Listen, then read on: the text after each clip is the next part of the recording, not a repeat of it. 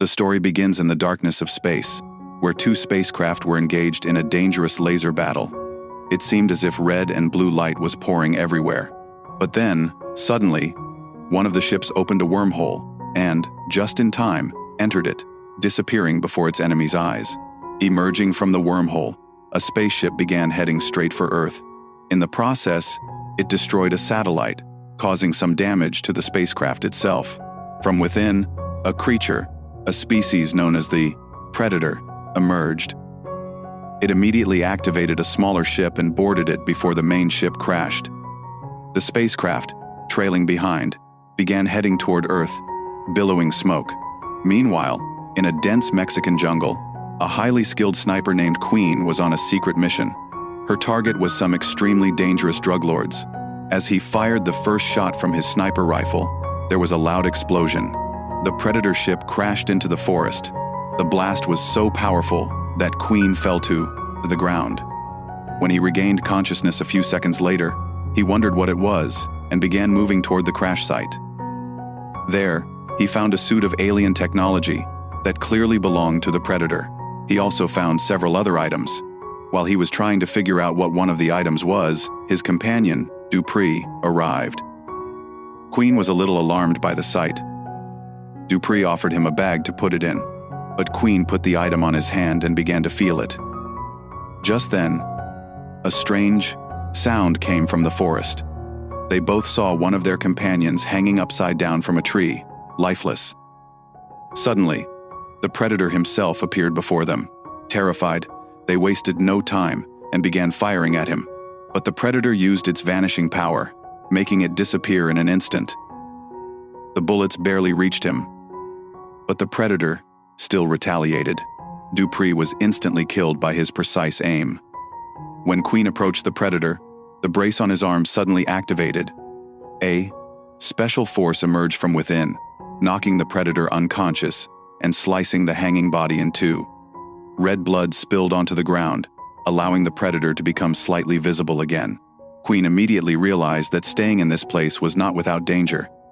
He picked up his bag, grabbed the regular brace, and left. On the way, a small, shiny iron ball emerged from within the brace, swirling through the air and landing in her hands. Queen carefully caught it. A short time later, a high-level recovery team arrived at the crash site. The leader of that team was Trigger. They retrieved the Predator's unconscious body and the armor salvaged from the crash site. From Tiger's words, it was clear that he knew a lot about Predators. Perhaps he had done extensive research on them. The next morning, Queen went to a bar in a small town. She intimidated everyone there, paid the bartender, and asked him to deliver her bag to her son, Rory. She kept the small iron ball. When she realized it could make her invisible, she swallowed it without much thought, and now she had become part of that alien technology. Meanwhile, Queen's son, Rory, was in a classroom. Rory's mind was a little slower than normal children. That's why he was lost in his own world. While some of the boys in his class were playing chess, Ro quietly watched them. Two mischievous boys in the corridor set off the fire alarm. All the students fled, but poor Rory was frozen in fear. Then the boys entered the classroom, knocked over the chessboard, and started making fun of Ro. After the alarm went off, Rory noticed some fallen chess pieces. His mind may have been a little dull, but his memory was very sharp. He put all the kings, queens, elephants, and horses exactly where they had been placed. That same evening, the postman delivered a package to Ro's house, the same package in which Queen had sent the Predator supplies. Rory, very excited, took it to the basement and opened it. As soon as she touched the arm brace, it activated, and Rory began using it like an advanced computer. Her mind quickly grasped the brace's systems. Meanwhile, Queen was captured by the army, and they began to mentally examine her. Tiger was watching her interview intently. Queen soon realized that the military wants to completely hush up the entire incident. She was put on a bus with other strange prisoners. When Queen revealed that she had seen an alien, everyone started making fun of her. Just then, some special agents came to Dr. Casey and, without much explanation, forcibly took him away. In the car, they showed him photos of the crash site and the Predator. They explained that this alien species had visited Earth before, and now they were coming back more often. That evening, Rory's mother, Emily, brought her some Halon masks so she could celebrate the festival properly. But Rory refused to go. She said that those naughty boys would recognize her. Later, Rory went to the basement, and tried to understand the Predator equipment more thoroughly. As the brace activated, his excitement grew, and he was quickly understanding the alien technology. Just then, Casey arrived at Traeger's lab. She was stunned by what was inside. An unconscious alien body lay unresponsive, and the entire lab was filled with alien paraphernalia. Casey thoroughly sanitized herself and began carefully examining the Predator's body. Traeger explained that they call them Predators because they love to hunt. They also found human genes in the Predator's DNA, which completely astonished her. Someone insisted that they be allowed to speak to the Queen. Meanwhile, the second alien ship that had been chasing the alien at the beginning of the story also arrived above Earth. Inside it was another Predator and 2 alien dogs. They had arrived by tracking the signal from Rory's arm brace. Earth's military systems detected the ship, and the military immediately dispatched 2 fighter jets. But facing the alien ship's advanced technology was impossible for them. Back in the lab, the Predator, who had been unconscious until then, suddenly woke up. The scientists tried to stop him, but the Predator was too powerful. He immediately began killing everyone. Casey picked up a tranquilizer gun and put an alien sample in her pocket. She somehow managed to escape. Meanwhile, the Predator had taken off his armor and armrests, but his helmet was still missing. The security door was automatic. It wouldn't open until someone had completed the sanitization process. Casey hesitantly began the process. The Predator looked at him, but didn't see him as a threat, so he ignored him. Walking down the corridor, the Predator picked up a helmet that the scientists had previously obtained from another alien. As soon as the Predator activated this new helmet, it immediately knew where its own helmet was. It pinpointed Rory's exact location. At that moment, a scientist told Casey not to let the alien escape. Alarms blared in every corner of the lab, and the Predator, without hesitation, began killing every soldier who stood in its way. One by one, they were killed, and the Predator fled. Just then, Queen and her team's bus stopped. The soldiers saw a shadow running on the bus's roof. It was none other than the Predator. Now convinced that Queen was telling the truth, they immediately devised an escape plan. The group deliberately started a fight to draw the guards inside the bus.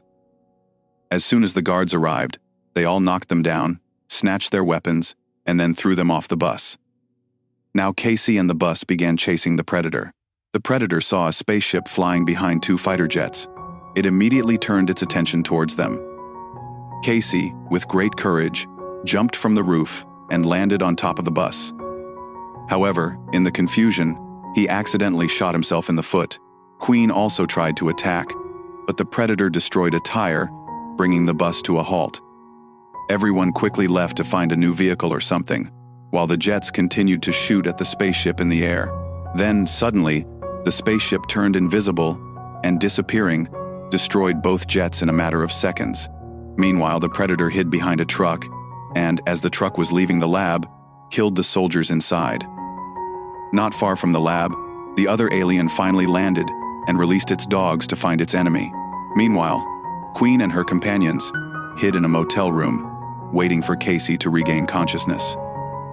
As soon as Casey regained consciousness, he immediately grabbed a shotgun in fear.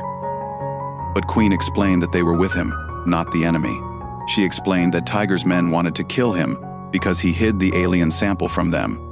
Casey accepted their advice and agreed to work with them.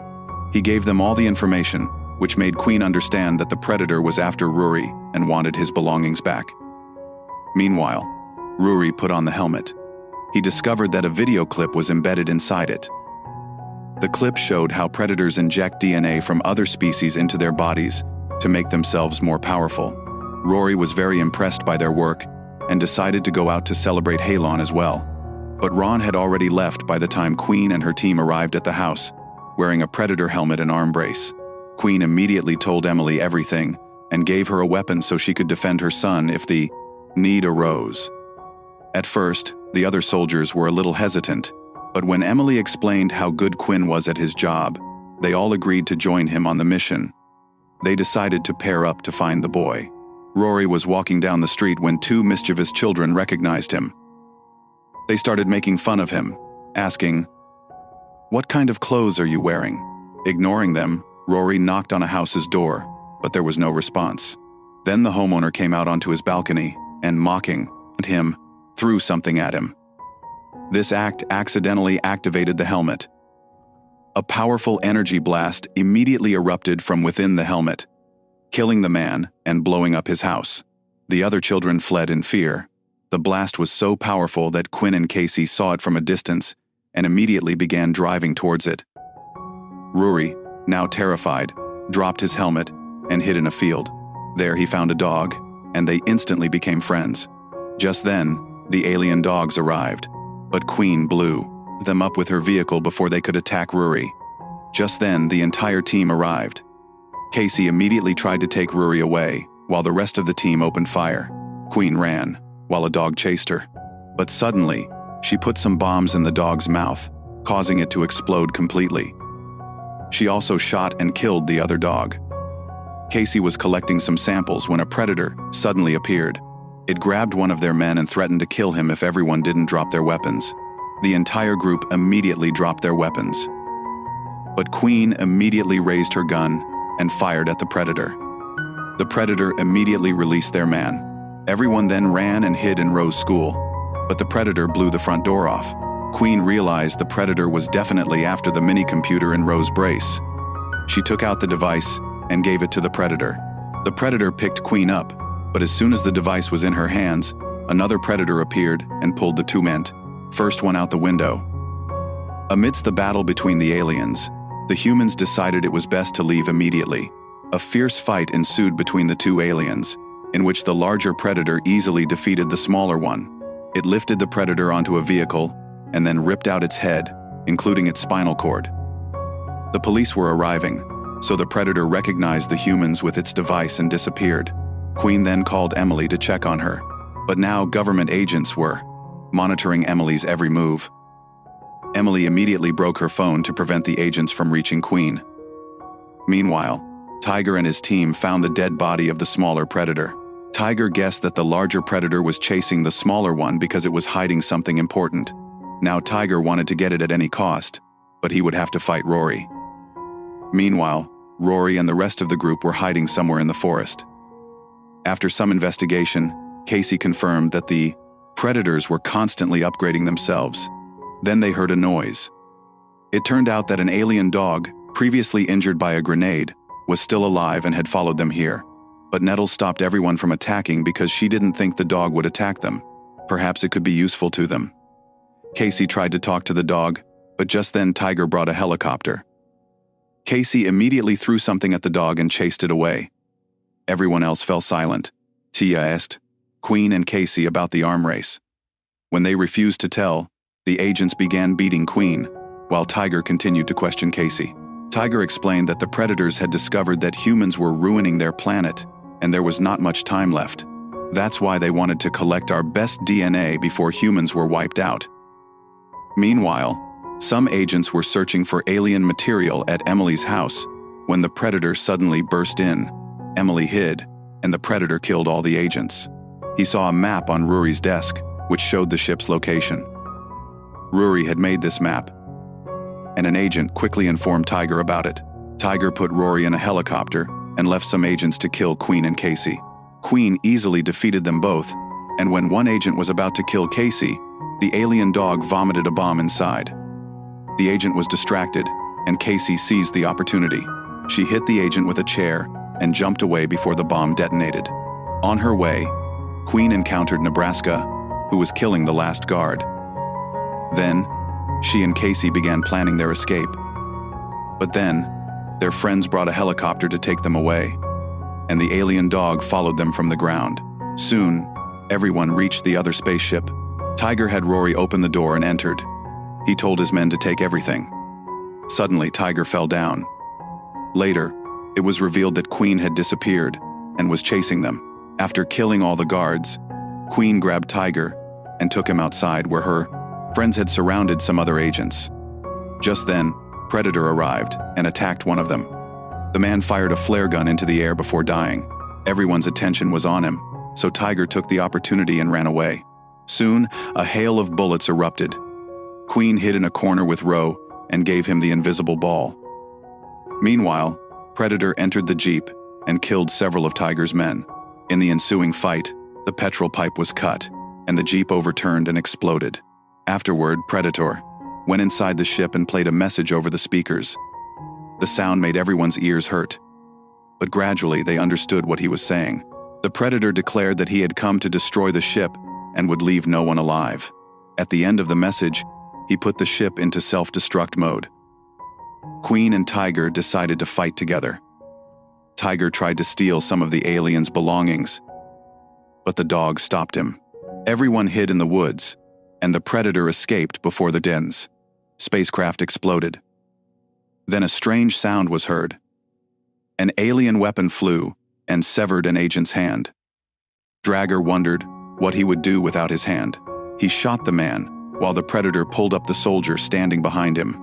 Queen and her two friends used the bait to lure the Predator towards them, so that the others could take advantage of the opportunity to attack. The Predator appeared and attacked everyone. Bullets were continuously fired at him, but to no avail. Tiger tried to use the Predator's own weapon against him, but it exploded in his hand, blowing off his head. The Predator was also hurt, but it didn't make much difference. He severely injured two of Queen's friends. Their death was certain, so they killed each other to avoid the pain. Then the Predator returned. He pushed Casey and Queen away and pulled Ro away. It was then revealed that the Predator's real target wasn't Queen, but Rory, because Rory's DNA could make him even better. The Predator dragged her into the ship, but Rory dropped the shiny iron ball. Queen, Nebraska, and Nettles jumped onto the spaceship. Casey was also jumping, but Queen pushed her away to keep her away from danger.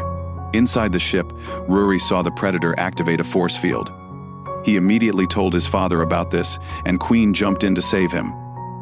Nebraska remained outside, and Nettles lost her leg. Nebraska jumped into the ship's engine to save his friends, only to have the ship crash. Queen was inside the Brahman force field.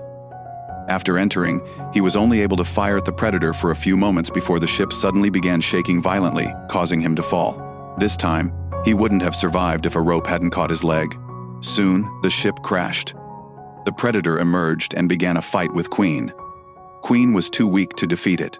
Just then, Casey jumped from behind, climbed on top of the Predator, and shot directly at its head. Casey then jumped down, and Queen pushed the Predator around a corner. At the right moment, Rory activated a force field, cutting off the Predator's hand. Casey lifted the hand and gave it to Queen. Queen attacked the Predator with the Predator's own weapon. Ultimately, this powerful attack destroyed the Predator. After the battle, Queen collected some items in memory of her friends and remembered them with Rory. Sometime later, Queen went to a new government lab, where, thanks to information provided by Rory, preparations were being made to fight the aliens. They also discovered the mysterious item that the first Predator had brought. It was a powerful armor named the Predator Killer. Rory explained that perhaps the first Predator had come to give this armor to humans so that they could fight the people of his planet. If you liked the video, please like it and subscribe to the channel. See you in the next video.